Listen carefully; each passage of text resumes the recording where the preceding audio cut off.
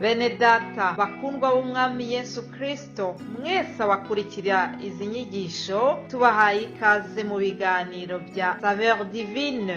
Ibi biganiro mu bitegurirwa n'abavugabutumwa bwiza batandukanye, akaba ari umuhamagaro ugendera ku ijambo ry'Imana byanditse mu gitabo cy'ubutumwa bwiza uko bwanditswe na Matayo ibice 24 umurongo wa 14. Kandi ubutumwa bwiza bw'ubwami buzigishwa mu isi yose ngo bube ubuhamya bwo guhamiriza amahanga yose, nibwo imperuka izahera ko ize. Ibi biganiro mubikurikira ku channel ya YouTube yitwa Saveur Divine. Tubifurije kugubwa neza. Imana Data ari nayo So ibaha umugisha.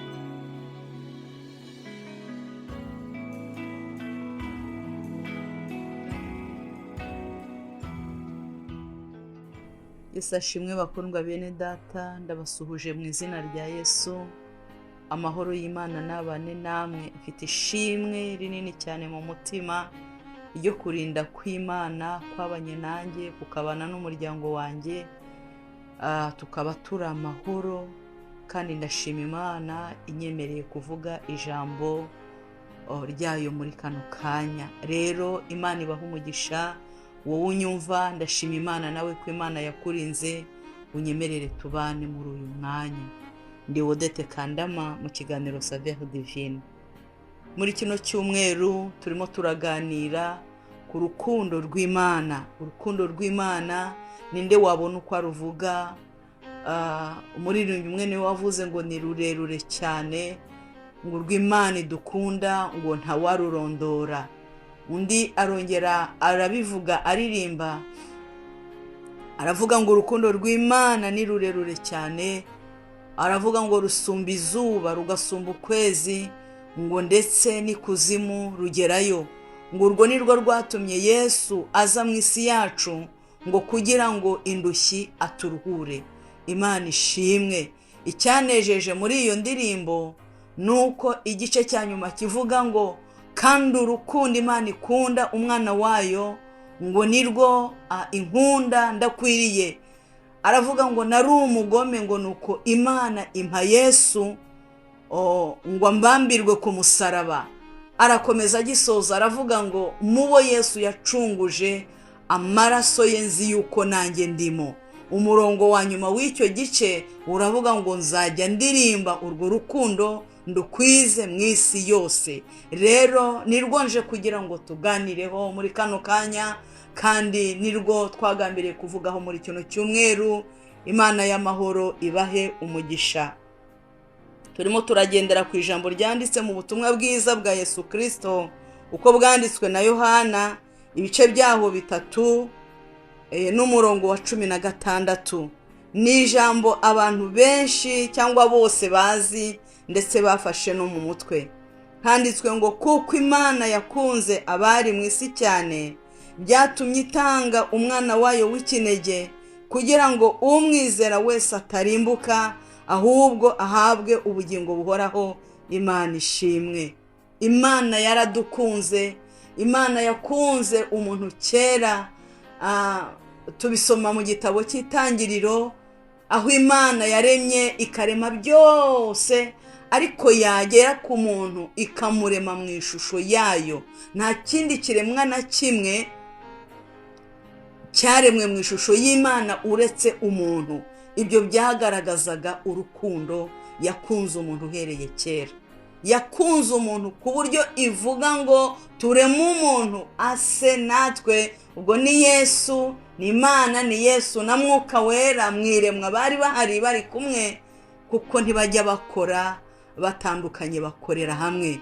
Baravuga ngo tureme umuntu mu ishusho yacu ase natwe. Bibiliya ikatubwira muri icyo gitabo cy'Itangiriro ngo umugabo n'umugore niko yabaremye. Mu ishusho y'Imana niho twaremwe. Ibyo byose ni urukundo rw'Imana. Umuntu amaze kuremwa ariho muri ya shusho y'Imana aza gucumura. Nubwo acumuye, rwa rukundo Imana yakunze umuntu ruramukurikirana.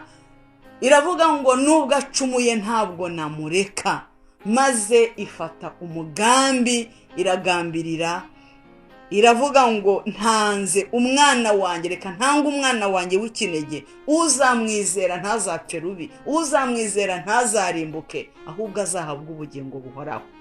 Uzahabwa ubugingo buhoraho ni uwizeye Yesu. Nubwo Imana yatanze umwana wayo w'ikinege, ntabwo biba automatique kugira ngo umuntu atazarimbuka, ahubwo uwemeye kwizera uwo mwana niwe uhabwa ubugingo buhoraho. Rero kuko Imana yakunze umuntu uhereye kera, byatumye itanga umwana wayo kugira ngo umwizera atazarimbuka, ahubwo azahabwa ubugingo buhoraho. Icyampuka mwizera. Imana niduhana umugisha mu izina rya Yesu.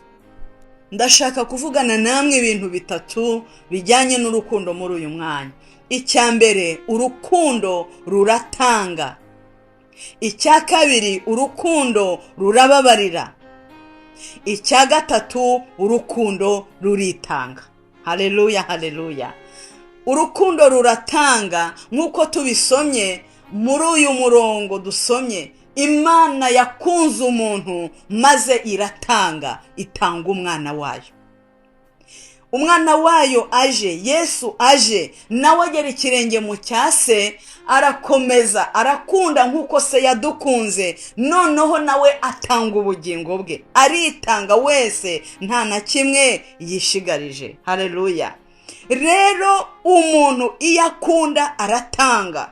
Ntiwakunda ngo unanirwe gutanga. Birashoboka ko pari hazari cyangwa se hasize uko nabivuga, ariko bidahoraho. Rimwe na rimwe birashoboka ko umuntu ashobora gutanga adakunda, byabaho rimwe na rimwe, ariko ntiwabukunda ngo unanirwe gutanga. Urukundo ruratanga.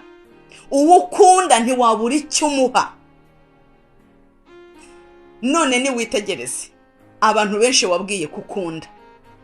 Gukunda si mu magambo. Bibiliya yaratubwiye ngo twe gukundana mu magambo gusa, ahubwo dukundane tubigaragarisha ibikorwa. Itegereze nawe abukunda, wabahaye iki? Nasomye inkuru irambwira ngo hari igitabo nasomye, irambwira ngo hariho ikintu kiza umuntu yakora mu buzima bwe bwose, ngo ni ugukunda. Noneho ngo uburyo bwo kwerekana ko ukunda umuntu ngo ni ukumuha igihe. Hanyuma ngo igihe cyo kubikoreramo baravuga ngo ni uwo mwanya, kubera yuko ejo saa hacu. Donc gukunda ni ikintu kiza wakora kuruta ibindi. Uburyo bwo kwereka umuntu ko umukunda ni ukumuha igihe, hanyuma igihe cyo kubikora n'uyu mwanya. None reba abantu ukunda, reba abantu ujya ubwira ko ukunda, ujya ubaha igihe cyo kumuhamagara, igihe cyo kumusura, igihe cyo kumusengera. Uwo ukunda uramuha. Reba Imana yadukunze, reba Yesu udukunda, natwe tuvuga ko tumukunda. Mbese ujya umuha igihe ukabonana nawe mu masaha 24 yaguhaye ko agukunda, akaba yaratanze ubugingo bwe, nawe ukaba ujya uvuga ko umukunda. Mbese ujya umuha igihe, uwo ukunda uramuha. Kandi ikintu cy'ingenzi cyo guha umuntu kinini cyane burya ni igihe. Muri kino gihe hateyeho umudayimoni uvuga ngo ndi busy, ariko Imana yaradukunze iraduha Yesu aje aradukunda, aritanga. Hanyuma natwe dukwiye kumukunda, tukamubonera igihe, tukagira igihe cyo kubana nawe. Imana ibahe umugisha. Icya kabiri navuze ngo urukundo rurababarira. Isomye Zaburi 103 umurongo w'8, umva uko havuga. Haravuga ngo Uwiteka ni umunyebambe, ni umunyembabazi, atinda kurakara, afite kugira neza kwinshi. Imbabazi z'Imana ni nyinshi, iratinda kurakara, ikihuta kugira imbabazi, ikihuta kubabarira. Urukundo rurababarira. Yesu yatubabariye ibyaha byacu, kandi none hakadusaba ngo natwe tubabarirane. Bibiliya igitubwira ngo tubabarirane ibyaha nk'uko Imana yatubabariye muri Kristo Yesu.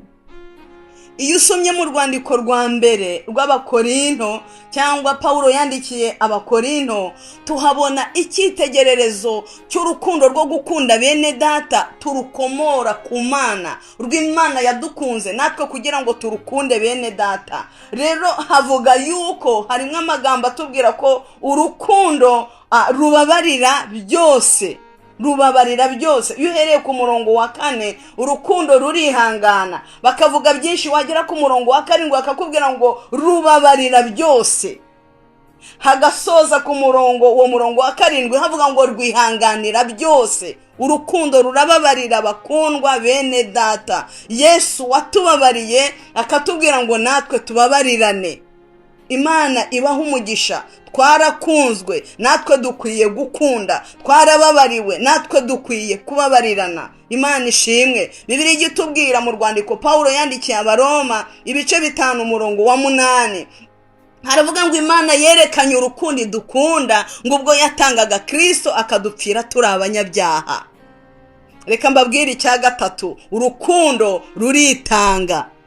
Iyo usomye mu rwandiko rwa mbere Pawulo yandikiye Timoteyo ibice 2 ugahera ku murongo wa 5, haravuga ngo hariho Imana imwe kandi hariho n'umuhuza umwe w'Imana n'abantu, kandi ngo nawe ni umuntu, niwe Yesu Kristo. Umurongo wa 6 nashakaga kukubwira hatangira hawo, haravuga ngo uwo Yesu Kristo witangiye kuba inshungu ya bose. Yesu yitangiye kuba inshungu ya bose. Urukundo ruritanga bakundwa bene data.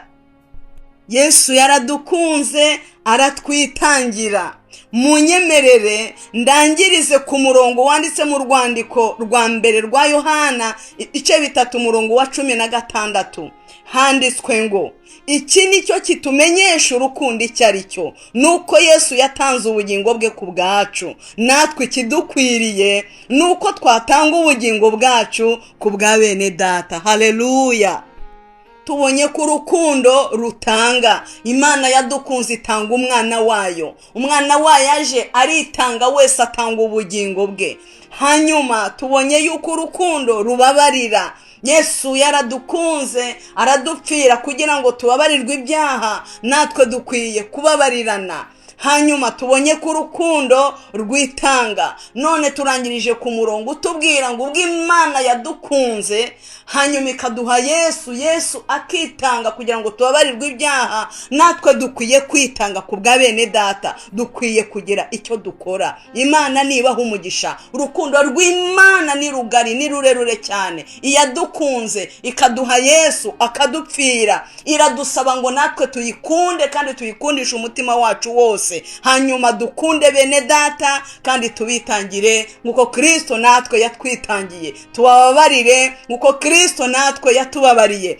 Tubahe ibyo tubasha, tubahe igihe, kuko natwe Imana yadukunze ikaduha Yesu. Imana nibaha umugisha mu izina rya Yesu Kristo.